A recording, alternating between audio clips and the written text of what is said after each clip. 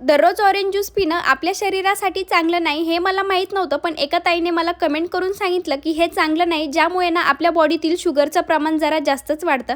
आजपासून तरी मी या सगळ्याची काळजी घेईल, म्हणजेच मी हा ज्यूस दररोज पिणार नाही. असो, त्यानंतर तुम्हाला मी माझं रुटीन शेअर करते. आज मला बेडशीट, पिलो कवर वगैरे वॉश करायचे होते, ते केले आणि त्यानंतर लगेच किचनसुद्धा मी क्लीन करून घेतलं होतं.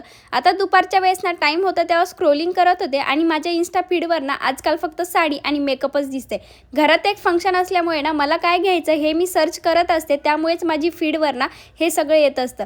आज यांनी येताना ना आलूपुरीसुद्धा आणली होती. आता ही खाल्ल्यावर ना आम्हाला दोघांनाही जास्त काही भूक नव्हती, म्हणूनच ना बेसन चिले मला आज बनवायचे होते.